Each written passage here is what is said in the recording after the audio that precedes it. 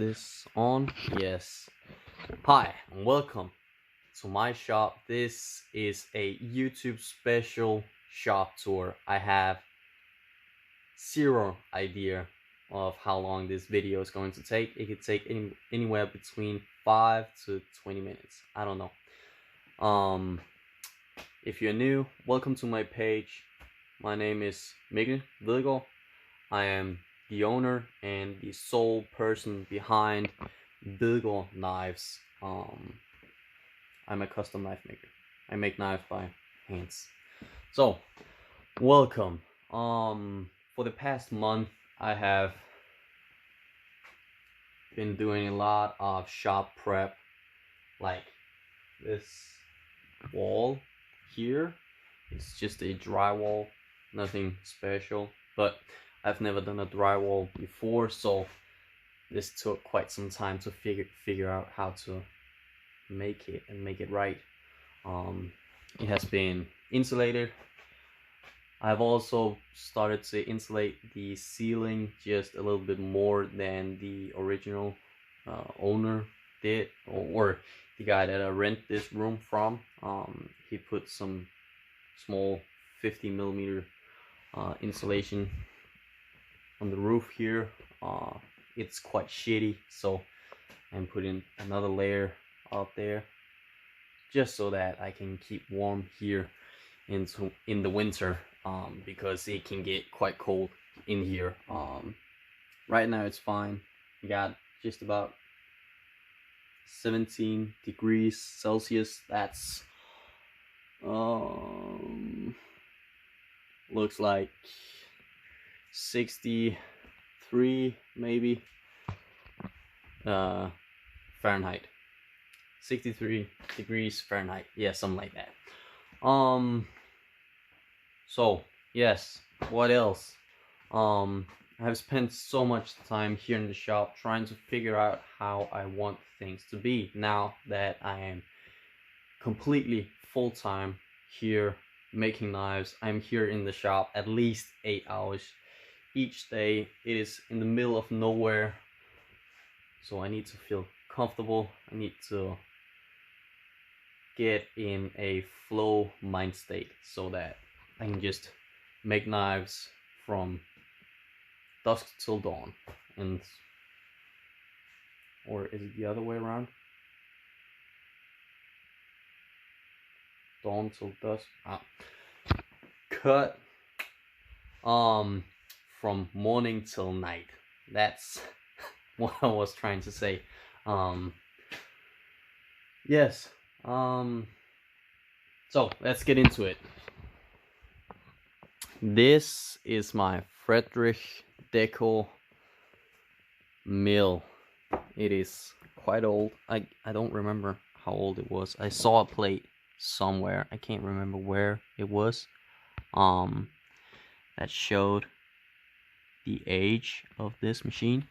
I believe it is something like the 70s, 60s maybe. I can't quite remember. Another plate down here, just from, I believe it's from the guy in Denmark who purchased it or sold it originally. It's from Copenhagen. Super nice machine. I primarily use it to flatten everything that I work on, such as my handle scales and all that, so that the glue up and all that is super neat. Everything just matches perfectly. There's no gaps and all of that. And I put up this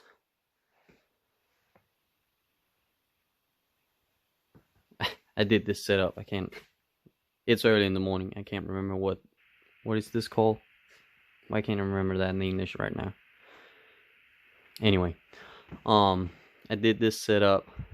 I actually bought this machine a couple of years ago from Jens Ansø, the great knife maker here in Denmark, and so of Denmark, previously answering knives and design of knives. That's where I got all of this from, and I just put some blocks under here so that I lifted it off an angle, easy to grab. Got a little whiteboard up there that I used to calculate different holes and dimensions and all that. Got fire extinguisher, a project that I'm working on. My boiler, couple of mugs that I got, one from Deer Hunter that I did a collaboration with. I'm going to make them another knife. And from Huntivo, a Danish hunting app. Some random picture here that was already here in the shop. My heat treating oven, which is from Even Heat. I purchased this back in 2016, 17, I think. It was way before I even thought of doing knives full time. I just needed to get something else than putting knives into the a small forge I did out in the backyard of my parents' house. I needed something a little more precise, so I went all in and purchased this. It's super great. Got the old setup here. Been thinking about getting their new setup, which they already had at that time. But this works fine for now. Got some tools lined up here on the wall. Just all of this, just random tools that I don't use very often. Got a bunch of knives, just blanks, sitting, waiting for me to finish those, or begin working on those. They have all been heat treated. Got some of my templates here. This is the Tansu model that you can find on my website. This is the Hunti, and that is the Elijah model.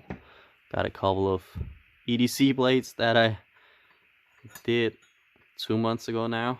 I did not get any further with that custom project.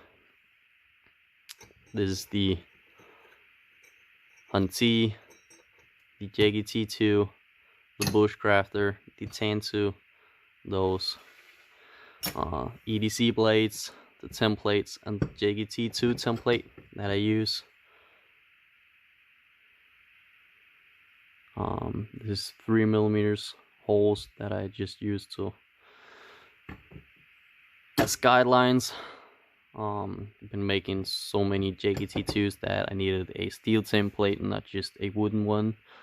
Behind it there was a Elijah model that I have been using as a template. That's why I marked it. Down here I have a couple of, or 4 stainless steel blades in the works. All of these are on order. I just need to finish them as soon as fucking possible. I'm sorry about that. I have some customers waiting on these, but this wall project just took so long. So these have been postponed. I'm sorry about that, but I'm getting there. This one is getting edged today. Grinding this one today, at least the flat. Hopefully I'll get to the bevels also. This is a JGT2, and these two also. Got some more stainless steel over here, some Vinland pattern, super nice pattern. That is going to be at least one Bushcrafter. Also a random block of stabilized pine cone that I found, and I just needed to have it. I don't know what I'm going to use it for, so it just sits there. And some more tools. These are the more frequent, sorry about that, frequently used tools that I use on a daily basis. Some Loctite, Dicam, just some small bits, sandpaper, Q-tips, sanding blocks, clamps, glue clamps, more clamps. So that's like my entire setup here. Here I got a sorting bin with different materials, lanyard tubes in stainless steel, lanyard tube in copper, brass, aluminum, Corby screws in brass, Corby screws in stainless steel, Kydex screws for the belt loop mounting. I use screws so that you can reverse it or carry it sideways, horizontally. Copper Corby screws, Tech-Lock, large Tech-Lock mounting system, super great system if you're onto the Kydex sheath. I love these. I'm going to experiment by making some half Kydex, half leather sheath and mount them with a Tech-Lock. I think that will look super neat. Some mosaic pins that I have. I don't know what this is. Oh, there.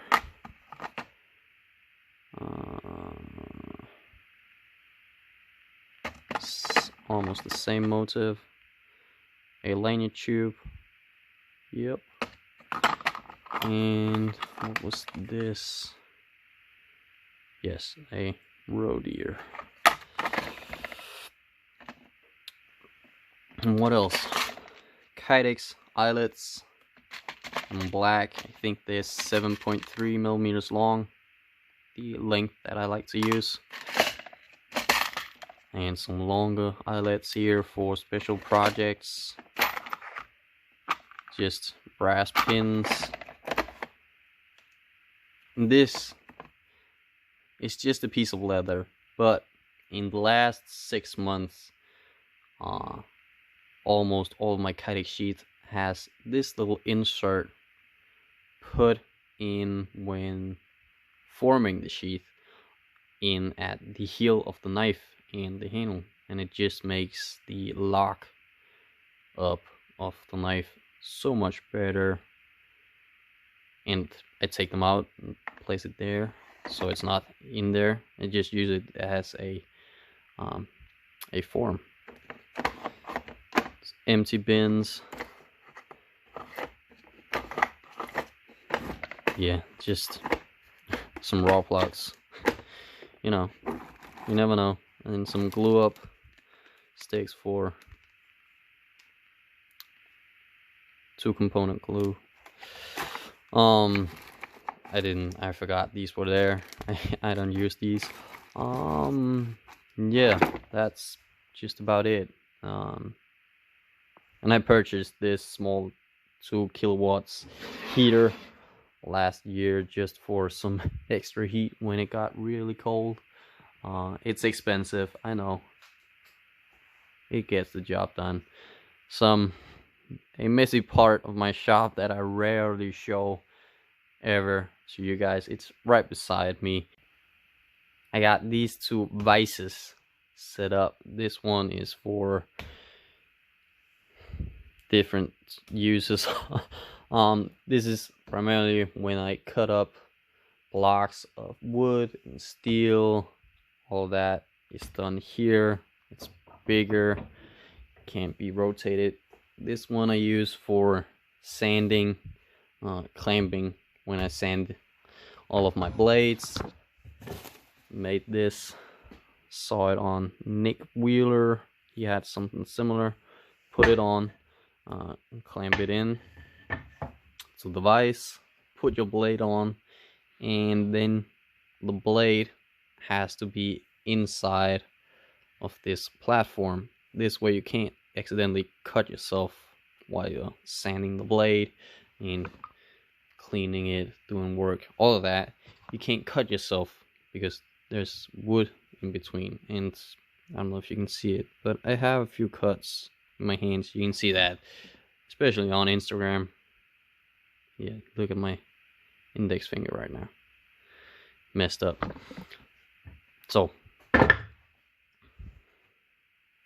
that is a great, just homemade tool, nothing special. I just use some masking tape. I always put new on there, so there's probably 10 layers of masking tape on here now. Some blocks that is up for a special projects, stabilized woods. I can't remember what woods they are, so I need to contact the guy that I got these from and get the correct type of wood that this is. I believe this is poplar. Yeah. Okay. Oh, this one says it. What about the others? No, that's just the price. This might be poplar as well. Poplar. Poplar. Alder root. So this is stabilized alder.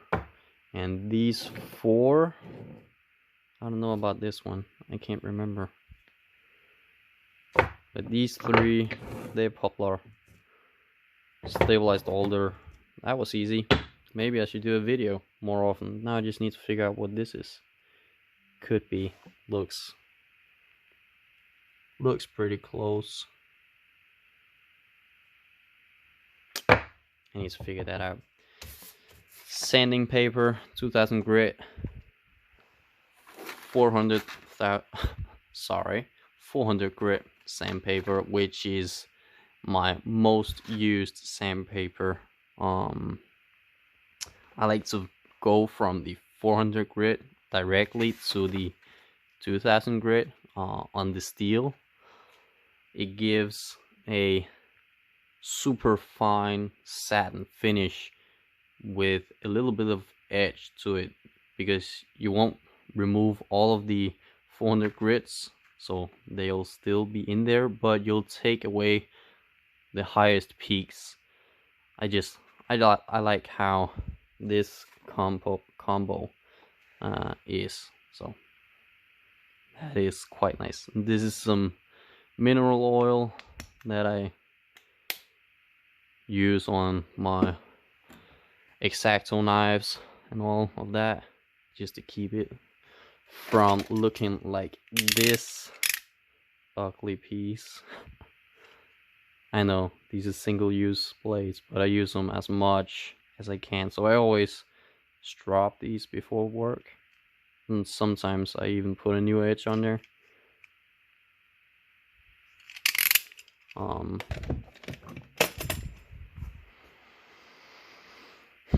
And excuse me for having a messy shop. That's how I work. This is my center table setup, counter setup, which is built for using it for leather, which is leather making, sheath making, which is why I built it. But it has been adopted into a many uses table. This sits right behind the oven, so when that puts on, it gets really nice and comfortable. It's almost like sitting at a fireplace when you sit here and work on the leather sheaths. Another sorting case, storage case here for my leather tools.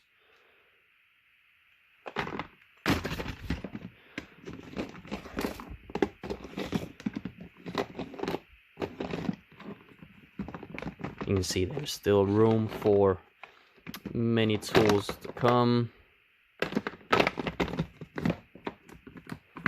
I like putting things away so that I have room to work. And see, this is one of my leather straps. They're spread out across the shop.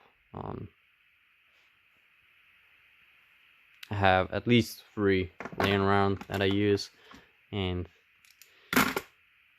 just make it easy on yourself. If you do leather work, just grab some knife that is not expensive, because leather is super hard on your knives.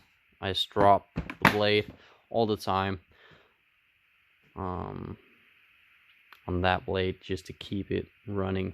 These are some of the sheaths I'm working on. This is the spacer for a Huntee, and this is the spacer for a Bushcrafter V1 with a, no, this one just going to be plain, yeah,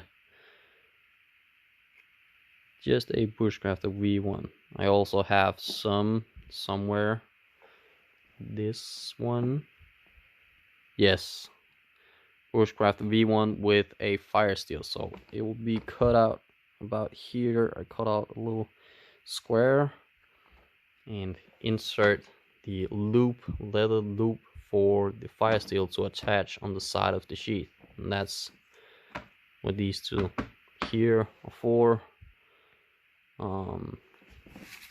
That one belongs there. These are my templates. It looks super messy right now. I need to get some in thick cardboard. This is how I do them. Just some paper, leftover paper here, and fold it to mark up where the knife is.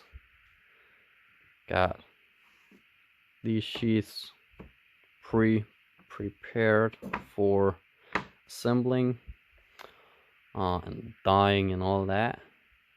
Here I have my camera. I was just about to go shoot pictures of these two mini cleavers that will be up on the website later today. A note for myself about shooting some video. And yeah, this is blue G10 and this is Turkish walnut with a blue liner, and the blue G10 has a red liner. This is steel Corby screws in a steel lanyard tube, and brass Corby screws and brass lanyard tube. The blade is, I can't remember, 7 or 8 centimeters long. If you want to see the specs, go to the website. I can't remember it. I'm not going to measure it out. That will be a different video.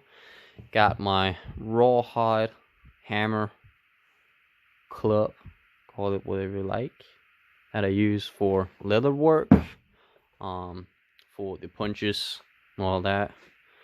Manfrotto mounting, camera mounting system, camera bag, some desert ironwood scales that I need to mill up today, glue on a liner, and 2 of these will go on the damage steel knives that I showed you earlier. I bought this desert ironwood from Edelholz Verkauf in Germany. Super great guy, Robert, can't remember his last name. Great service, I like it. This ironwood tends to have a few things in them if they are burl like this. I will work around these, and I will fill up the rest with glue so that they won't be visible and they won't crack or anything. Super nice. Vacuum. What else? I believe, oh, my drill presses. So these 4, which are covered in shop towel. Let me just get rid of that.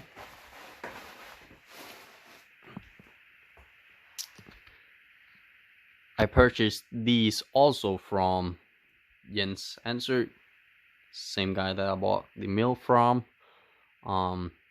He didn't use them and he just had to get rid of them. I got them for a very good price.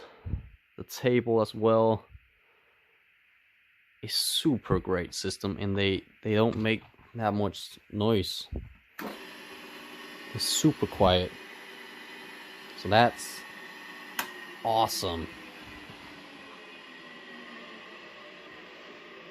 Got some self-tightening chucks here, or hand tightening chucks here, and then over here just some regular what are they called, Jacobs chucks, I think. I can't remember the exact name. I'm sure you guys know. A few drill bits. I need to make a different mounting system here. I'll place some here, maybe put up a wall here besides it, and have a table out with all the drill bits, some oil, cutting fluids, all of that. Down here below the drill bit, the drill press station, I keep most of my materials. So Kydex, different types of Kydex, green, black, no, desert, blue, orange, some red, something, liner material, liner different. This is paper liners and small offcuts. I rarely use these paper laminated liners because they tend to suck up water, and I don't like that. It ruins everything. Micarta and G10, forgot to note that. Maybe I should just put that in right now.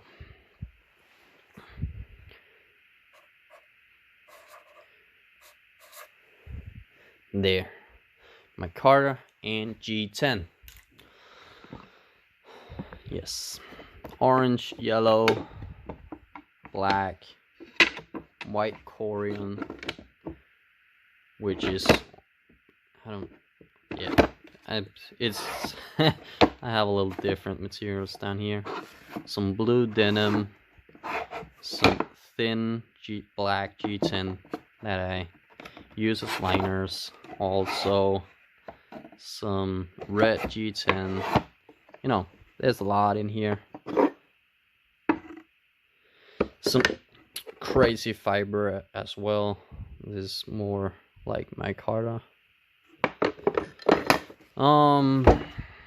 Stabilized woods, bog oak, stabilized walnut, some, I don't know what this is. It was gifted to me. A stabilized hybrid block, not the best quality, so that's why it just sits here, and it has been doing so for over a year. I don't know what to do with it. Some spalted beech and liner metals that I use as liners. Some brass, carbon fiber. I know that's not metal. Copper, brass, aluminum, that types of stuff. Odd pieces. This is offcuts from when I do bits, when I make handles. This is stabilized bog oak. Yes, stabilized bog oak. And you can see I've cut out 4 scales, 4 sets of scales on this piece actually.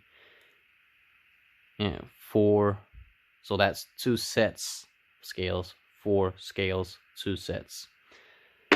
And some desert ironwood. Now this is a, let me just see if I can get this one open, because I want to show you guys what sometimes can happen when you buy a block.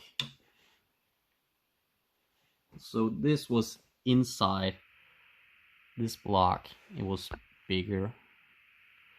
This was inside a block of desert pine wood, burl, pretty expensive. And that's what you can find on the inside. You couldn't see that from the outside. But I contacted the dealer and he sent me a new free of charge. So no issues there, but that's just annoying. And what else? Just get this.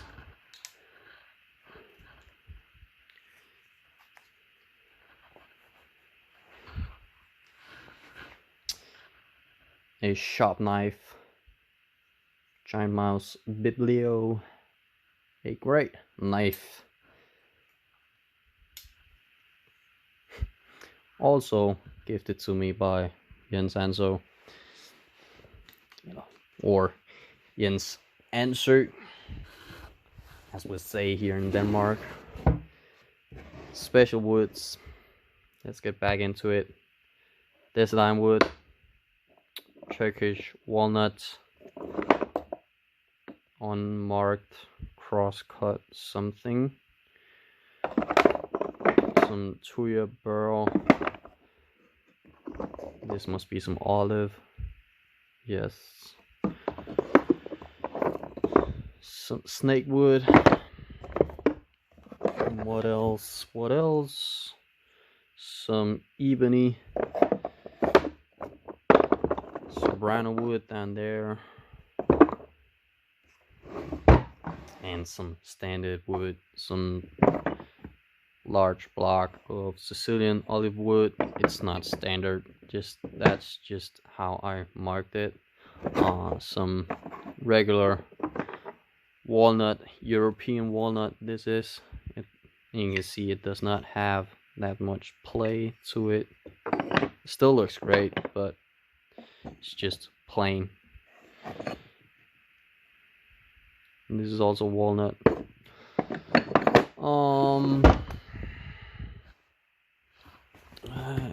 Behind me on this table, I know this has been a long video. Now I will get this done.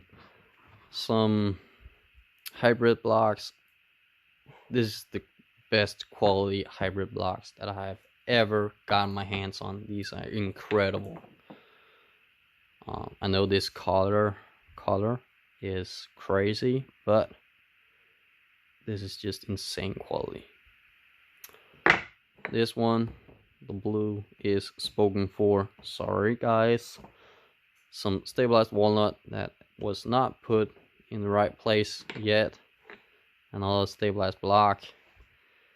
My knife travel case with locks on them, so that if police stops me, I will not get fined, because Danish laws, knife laws, are pretty strict. So I use this case when I drive back and forth from home to the shop. And in here, just where I keep tape, padded packs,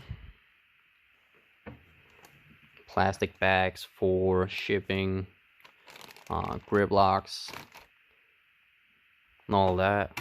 In here, over here, I have a mixed.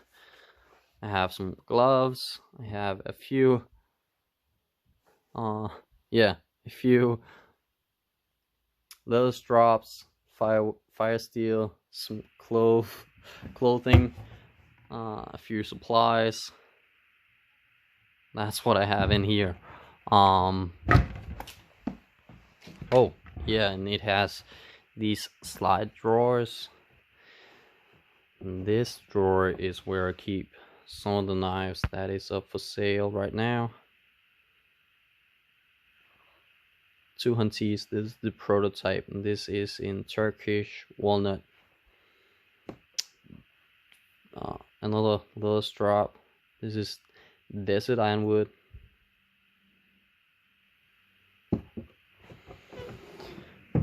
And some old tires for an old car I had a couple years ago and have not gotten around to sell out those yet. My bandsaw that I don't use very much. I thought it could do something that it is not very good at, but I need to figure out a solution for that, maybe sell it and get a new one. I got bored one day. My belts, my belt grinder, my lathe, wooden lathe, more storage here, more storage.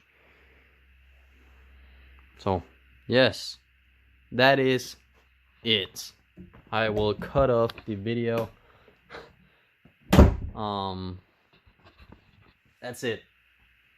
That is the shop tour you get this time. This is a YouTube special, so this video is only available here on YouTube. Make sure you press that subscribe button. I want to make videos on a more regular basis for YouTube and for other social media as well, but primarily for YouTube, because that is how I learned how to make knives, and I want to give something back to the whole maker community and show how I do, because I know some of my techniques, they're different. I have a different take on stuff. I have different experience than other knife makers out there. I am young, 23 years old. I'm not an expert. I'm not saying I'm an expert. I am super humble, always ready to learn, and I own my mistakes. That is how it is. Thank you guys for watching. Press that subscribe button. I would love to see you here on this profile, and have a great day. Thanks for watching.